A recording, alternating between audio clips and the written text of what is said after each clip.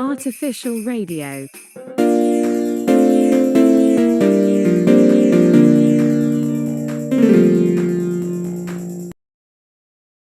Our next guest is Virginia Bueno, a recent college graduate and fashion model. Virginia is a kind and gentle person who is always ready to help others. She is also very humble, and is always quick to give praise to others. Welcome to our show. Today we're going to be discussing the topic of insider trading. This is a topic that is of particular interest to me, as I have been following the recent case involving 4 individuals in Finland who were found guilty of security markets offenses. We'll be talking about what insider trading is, how it can be detected, and what the consequences are for those who engage in it.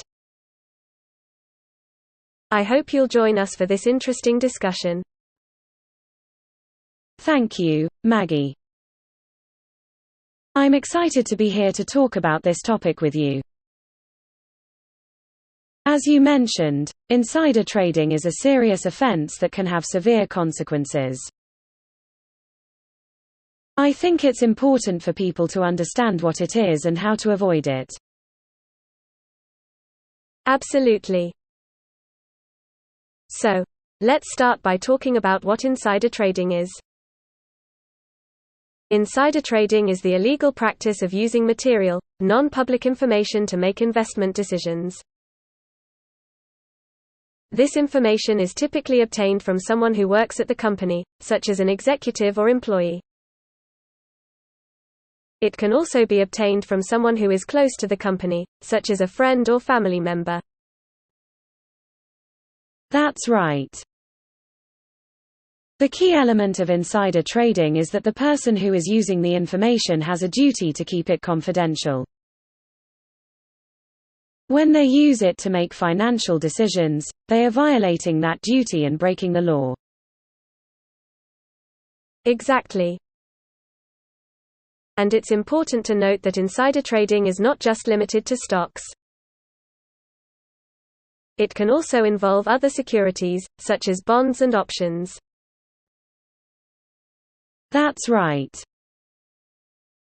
Insider trading can be detected in a number of ways. One way is through the use of insider lists. These lists contain the names of people who are believed to have access to material, non-public information. Another way to detect insider trading is through the use of trading patterns. If a person or group of people is consistently making profitable trades, it may be an indication that they are using insider information. That's right. And finally, insider trading can also be detected through the use of tips. If someone receives a tip about a company that is not publicly known, it may be an indication that the person has access to material, non-public information. That's right. Now, let's talk about the consequences of insider trading. If a person is caught insider trading, they can be subject to civil and criminal penalties. Civil penalties can include fines and disgorgement of ill-gotten gains. Criminal penalties can include imprisonment. Hi Maggie, sorry I am late. That's okay, Jano. We were just getting started. So, what's the topic of the show today? Today, we're going to be talking about news. That sounds interesting. What kind of news? Well, we'll be talking about all sorts of news stories that are happening around the world. That sounds like it could be really informative. I'm looking forward to it. That's right. Insider trading is a serious offense, and it can have severe consequences. I hope that our discussion today has helped to raise awareness about this issue and how to avoid it. Thank you for joining us. Artificial radio. Need a pitch deck fast? Click to pitch.com is the solution.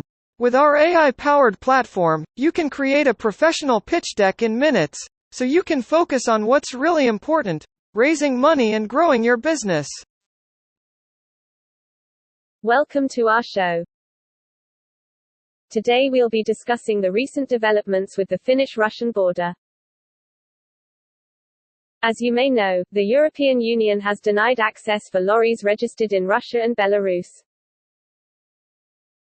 However, Russia has not responded to this measure symmetrically, and lorries from Europe are still allowed to enter Russia.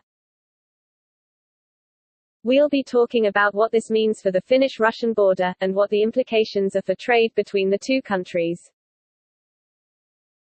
So, Virginia, what do you think about the current situation with the Finnish-Russian border?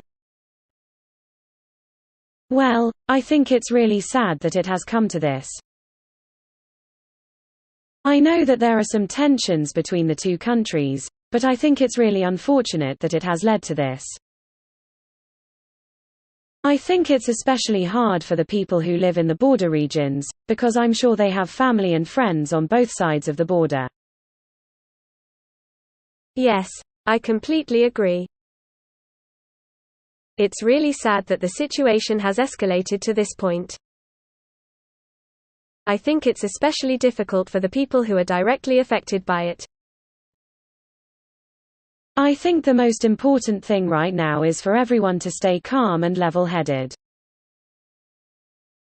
I think it's important to remember that, despite the current tensions, there are still a lot of people on both sides of the border who want to maintain good relations. Do you consider whitelisting of NFT projects very similar to insider trading?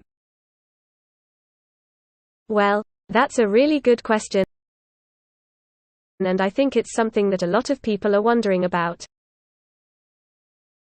So, let's start with what whitelisting is. Whitelisting is when a project is given preferential treatment or is allowed to bypass certain rules or regulations. So, in the case of NFTs, a whitelisted project might be able to sell their tokens for a higher price than other projects. I think it's important to remember that whitelisting is not necessarily illegal. It depends on the circumstances and on the country. In some countries, it might be considered insider trading, but in others, it might not be. I think it's also important to remember that not all whitelisting is bad. Sometimes, it can actually be a good thing. For example, if a project is whitelisted by a government, it might mean that the project is more trustworthy or that it has passed certain safety or security checks. That's a really good point, Elizabeth. I think it's important to remember that whitelisting is not always a bad thing. Sometimes, it can actually be a good thing. Sorry, I'm late too. No worries, Rami. We were just getting started. So, our topic for today is news.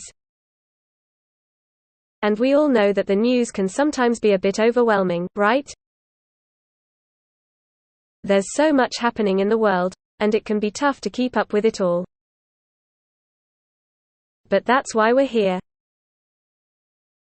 To help make sense of it all and to discuss the big stories that are making headlines. So, who would like to start us off? Yes, I think that's definitely true. I think it's important to remember that, even though the situation is difficult right now, it's not impossible to resolve. I think it's important to keep that in mind and to try to find a way to move forward. I completely agree. I think that's the most important thing right now. Well, Virginia, thank you so much for your time. I really appreciate it. Thank you, Maggie. Artificial radio. Looking to raise money for your startup? Click2pitch.com is the fastest, easiest way to create a professional, AI-powered pitch deck. Just enter some basic information about your business and our algorithms will do the rest, creating a custom deck that is guaranteed to get you the funding you need. Welcome to the show. Our topic today is rail traffic in Finland. Our guest is Elizabeth Kaniva, a high school student and bartender. Elizabeth, can you tell us what happened? Sure. So, there was a problem with a cable at a bridge construction site in Lempala, Pirkanmaa. This caused a disruption in rail traffic that lasted for a few hours. Do we know what caused the damage to the cable? It's believed to have been caused by vandalism. That's terrible. Has the problem been fixed? Yes, the cable was fixed shortly before 1 p.m. on Monday. Is it important to follow the news? It definitely is. Staying up to date with the latest news can help you make informed decisions in your life. It can also help you understand what's going on in the world around you. I agree. I think it's important to be informed about what's going on in the world. It can help you understand different points of view and make more informed choices. I think it's important to follow the news. But it's also important to sell. So, rail traffic is back to normal now? Yes, it is. That's good to hear. Thank you for joining us, Elizabeth. Artificial radio. Can AI act as leader in a meeting and decide when it's good to wrap up?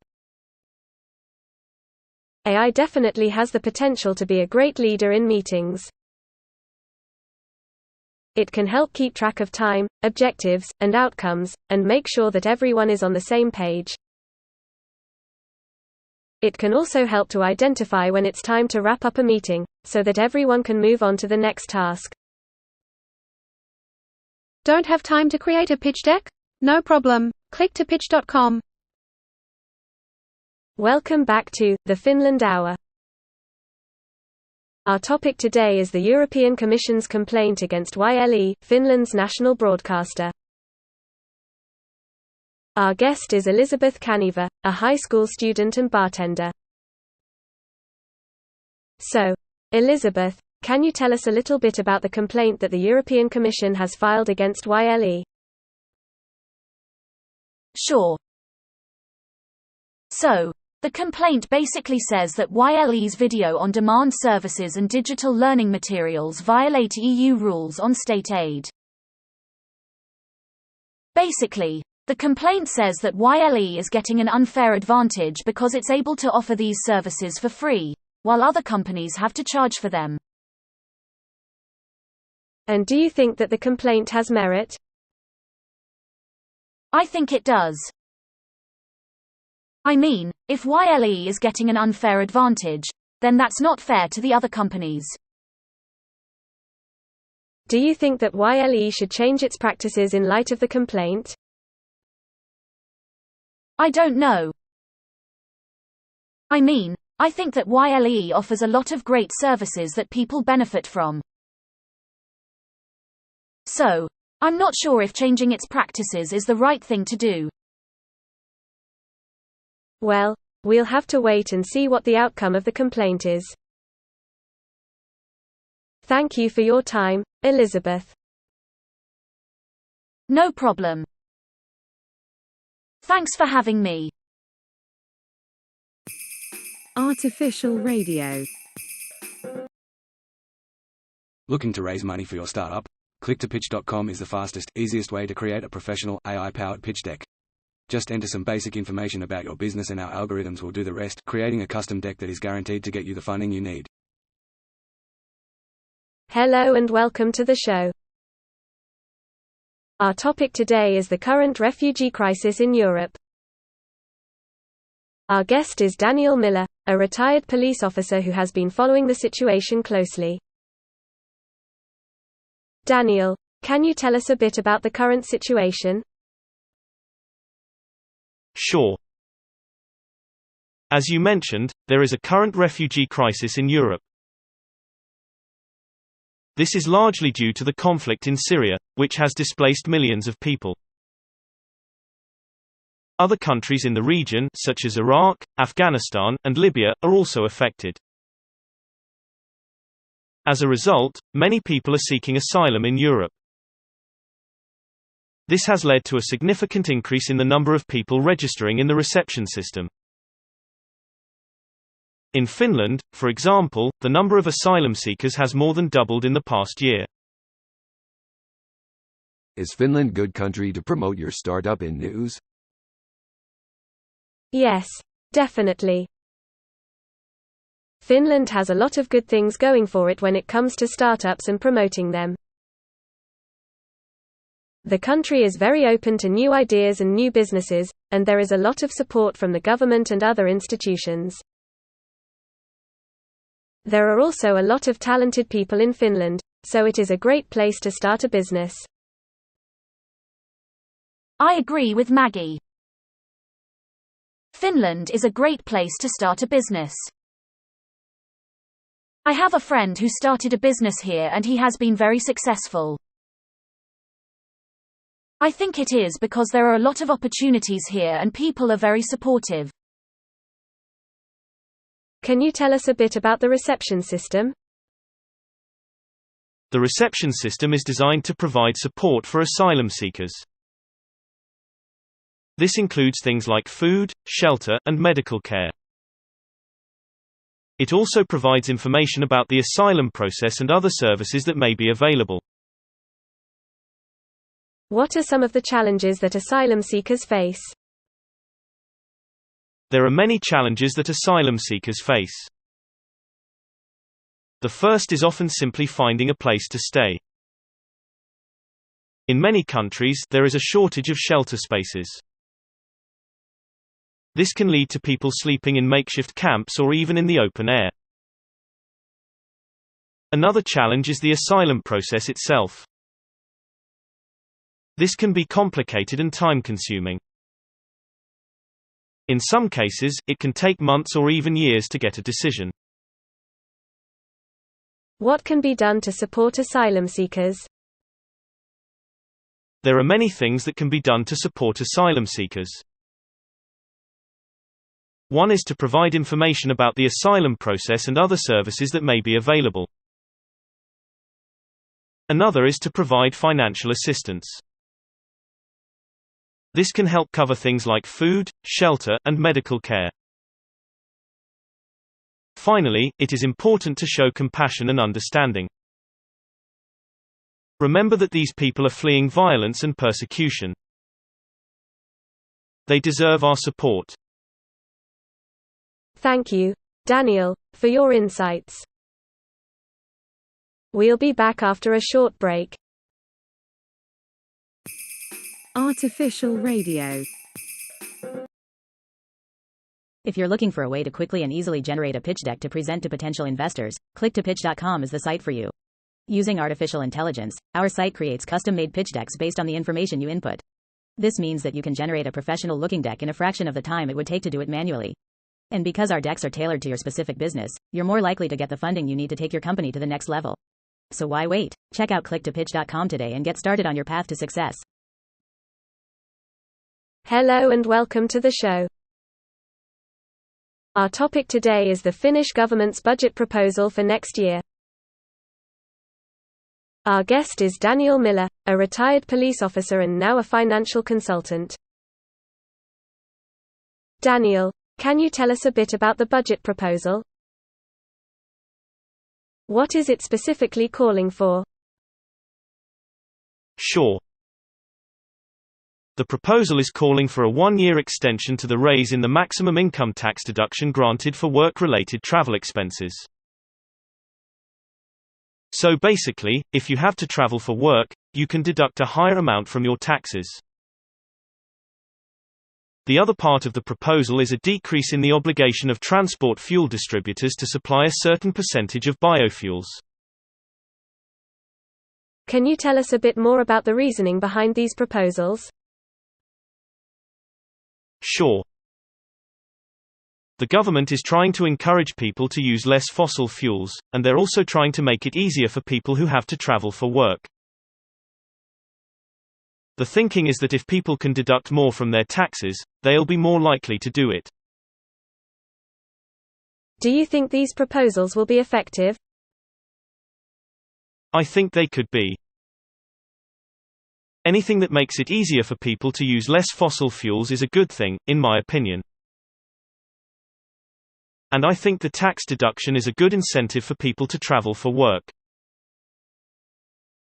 It'll be interesting to see how it all plays out. Thank you, Daniel, for your insights. We'll be right back after a short break. Artificial radio.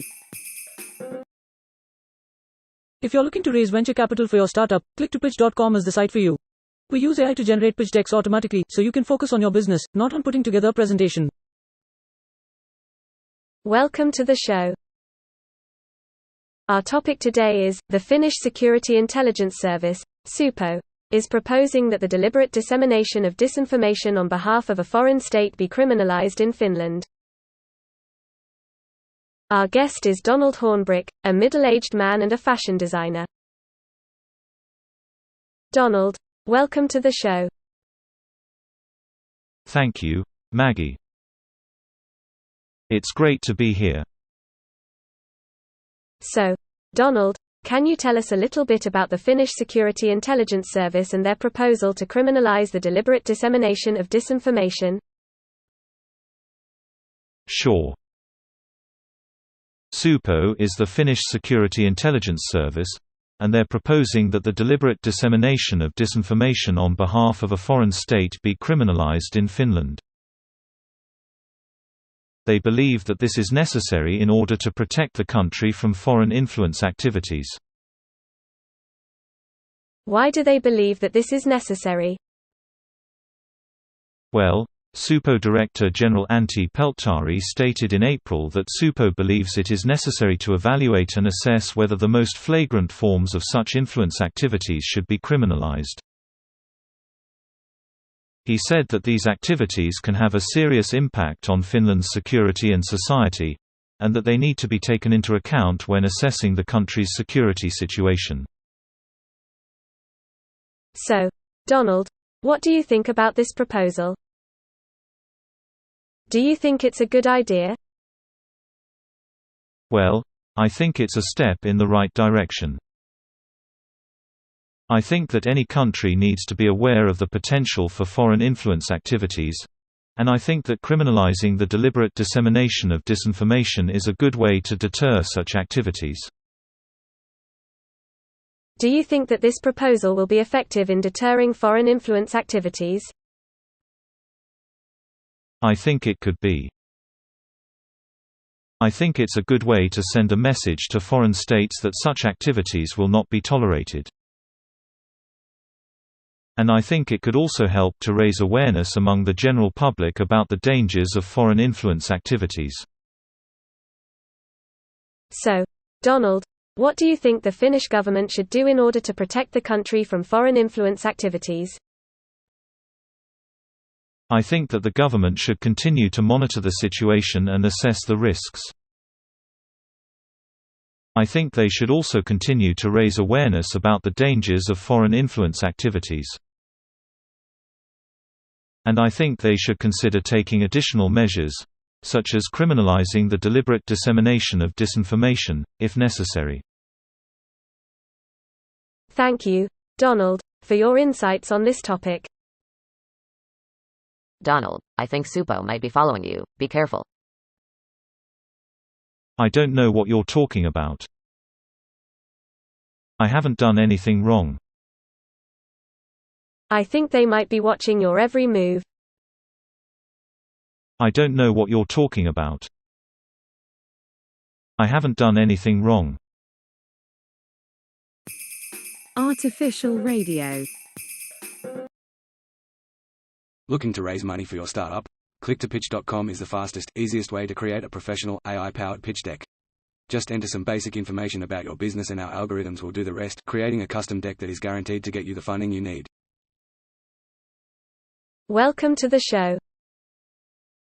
Our topic today is the European Commission's proposal that Finland adopt the European standard rail gauge of 1,435 mm.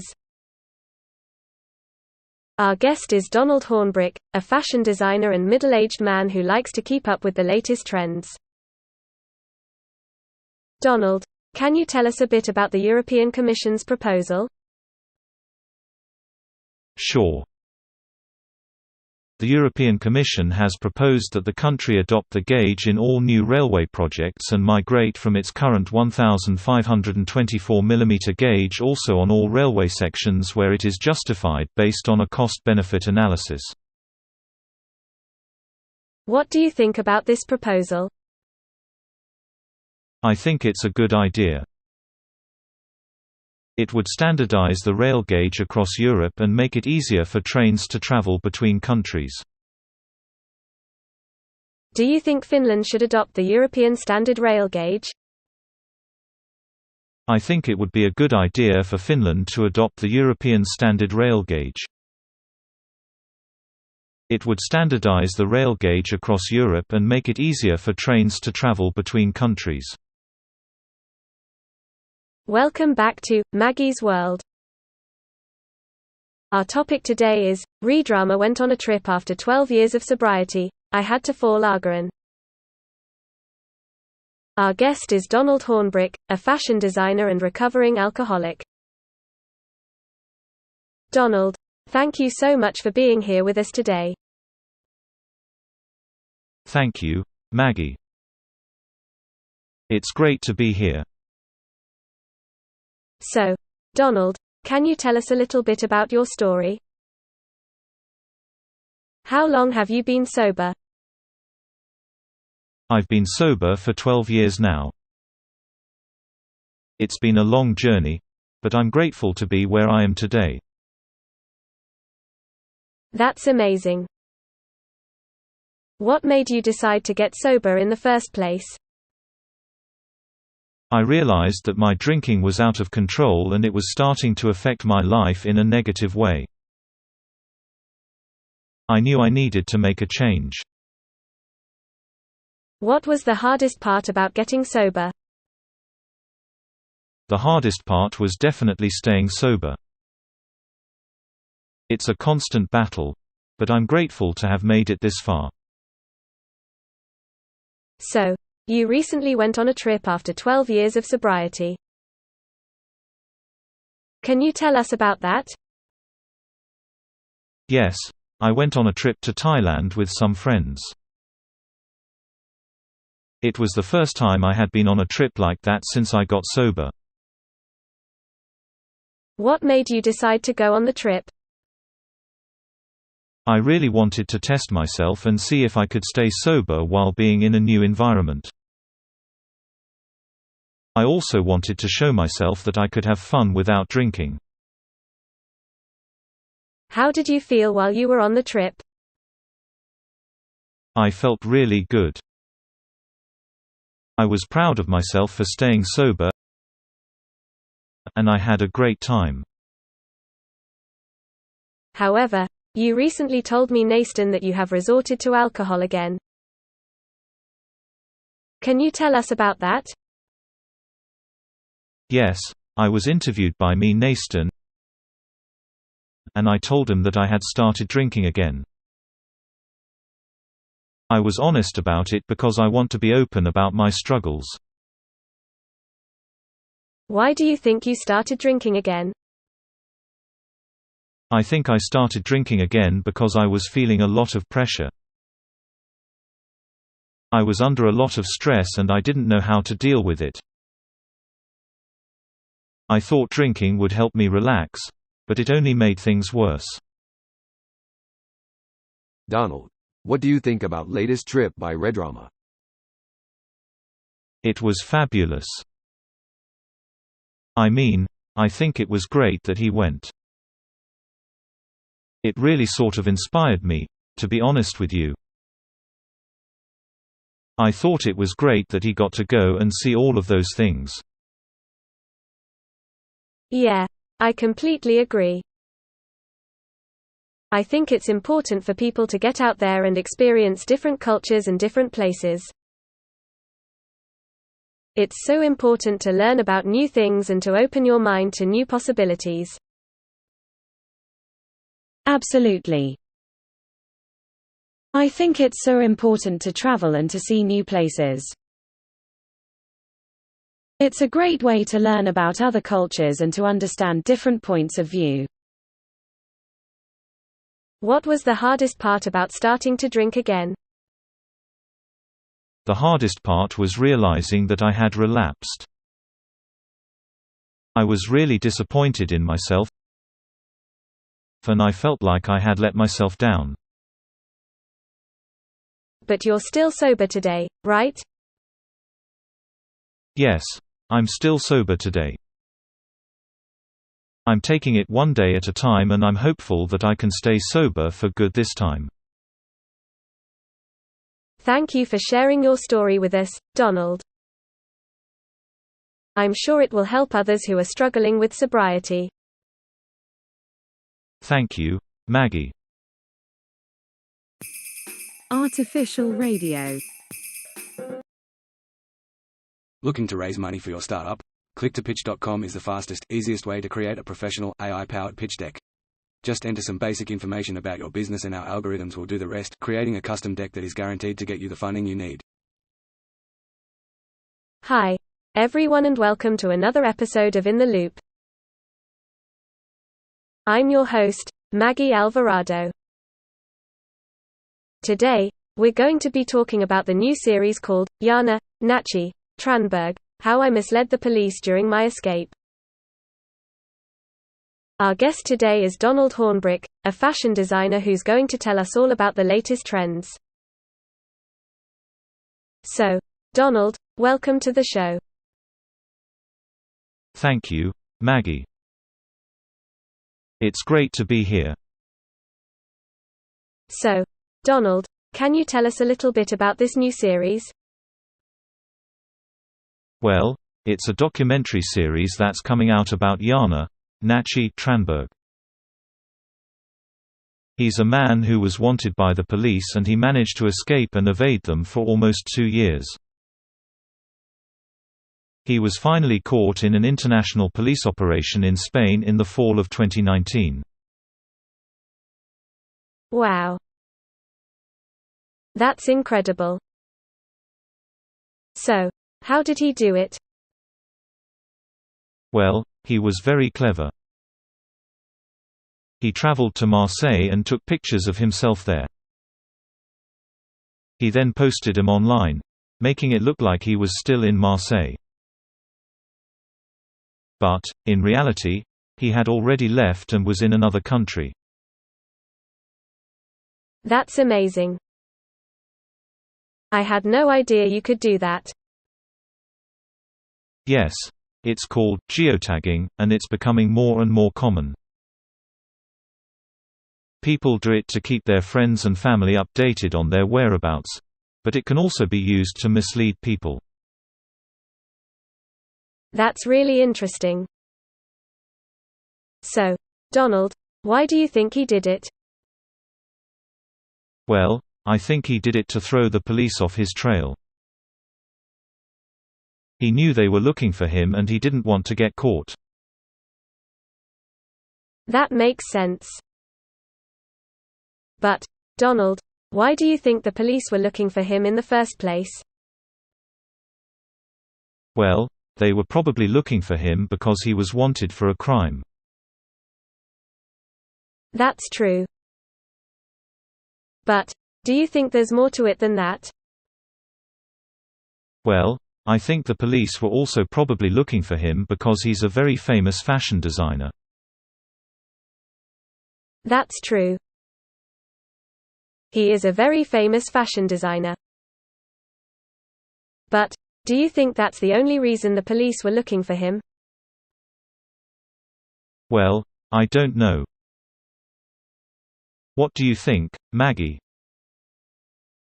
I think there might be more to it than that. But we'll have to wait and see what the new series reveals. Thank you for your time, Donald. You're welcome. Artificial radio. Don't have time to create a pitch deck? No problem. Click to pitch.com. Hello and welcome to the show. Our topic today is, Martina A. Tolleti stepped to the altar with the power of a bottle of wine. Is it good to get married if you have to pull the safety pins? Our guest is Donald Hornbrick, a fashion designer and middle-aged man. Donald, can you tell us a little bit about your thoughts on this topic? Well, I think it's a very interesting topic. I think it's always a risk getting married, no matter what the circumstances are. I think that, you're always taking a bit of a gamble when you get married, and I think that, if you have to pull the safety pins, it's just a sign that, maybe it's not meant to be. Right. So, you're saying that even if everything seems perfect on the surface, there's always a risk that things can go wrong? Absolutely. You never really know what's going to happen, no matter how well you think you know the person you're marrying. I think it's always a bit of a gamble. Do you think that Martina A. Tolleti's story is a cautionary tale for couples thinking about getting married? I think it definitely is. I think it's a good reminder that, even if everything seems perfect, there's always a risk. And I think that, if you have to pull the safety pins, maybe it's just a sign that it's not meant to be. Right. So, you're saying that even if everything seems perfect on the surface, there's always a risk that things can go wrong? Absolutely. You never really know what's going to happen, no matter how well you think you know the person you're marrying. I think it's always a bit of a gamble. Artificial radio. Tired of spending hours creating pitch decks by hand? Click to pitch.com is the solution you need. Our AI-powered platform can automatically generate a professional pitch deck in minutes, so you can focus on what's really important, growing your business. Hello and welcome to the show. Our topic today is, Iltaleti caught up with Hakulinen's longtime friend Iku Tukiainen. Our guest today is Virginia Bueno, a recent college graduate and fashion model. Virginia, thank you so much for being with us today. Thank you for having me. So, Virginia, can you tell us a little bit about Iltaleti? Iltalehti is a Finnish newspaper that covers celebrity news and gossip. They often have exclusive interviews with celebrities and their close friends and family members. And what can you tell us about Hakulinen? Hakulinen was a Finnish musician who was best known for his work with the band, the Rasmus. He was found dead in his home earlier this week, and his death is being investigated by the police. Did you know Hakulinen personally? No, I didn't know him personally, but I know of him. He was a very talented musician and it's really tragic that he's gone. Do you know if Iltalehti had any previous contact with Hakulinen? I'm not sure if they had any previous contact with him, but they did interview his longtime friend Iku Tukiainen for this article. And what did Tukiainen have to say about Hakulinen's death?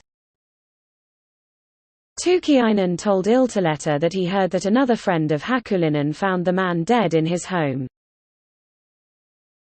He said that Hakulinen's female friend was worried about the musician's health and asked the friend to go to Hakulinen's apartment. When Tukiainen saw Hakulinen a week ago, he noticed a change in the musician's personality. According to Tukiainen, Hakulinen was a down-to-earth musician who enjoyed pub gigs more than big stage shows. Hakulinen's gig chair was left in Tukiainen's car and Tukiainen had to return it this week. According to Tukiainen, Hakulinen was an uncompromising working partner. That's really sad to hear. Do you know if the police have any leads in their investigation? I'm not sure if they have any leads at this time, but I know they are investigating the death. Thank you so much for your time, Virginia. You're welcome. Artificial radio. Don't have time to create a pitch deck? No problem. Click to pitch.com.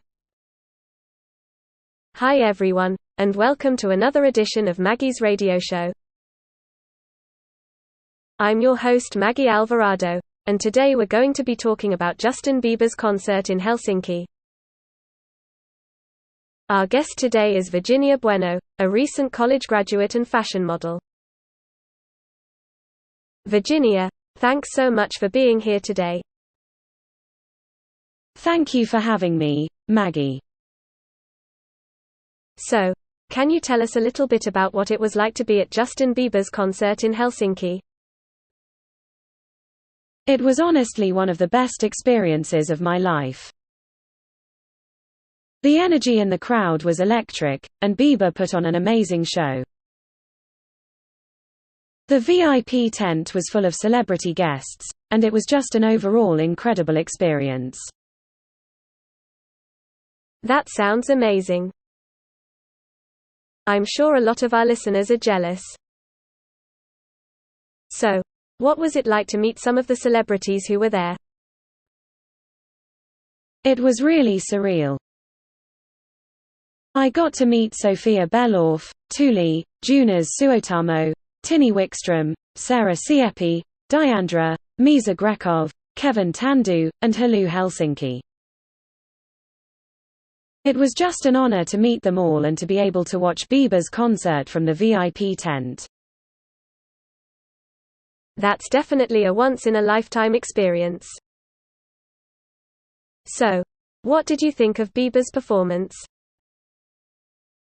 It was amazing. He sounded great and the whole production was just incredible. He definitely knows how to put on a show. Yeah, I've heard that he's an incredible performer. So, overall, how would you rate the concert? It was definitely one of the best concerts I've ever been to. Bieber is just an amazing artist and it was an honor to be able to see him perform live. Artificial radio. If you're looking for a way to quickly and easily generate a pitch deck to present to potential investors, click2pitch.com is the site for you. Using artificial intelligence, our site creates custom-made pitch decks based on the information you input. This means that you can generate a professional-looking deck in a fraction of the time it would take to do it manually. And because our decks are tailored to your specific business, you're more likely to get the funding you need to take your company to the next level. So why wait? Check out click2pitch.com today and get started on your path to success.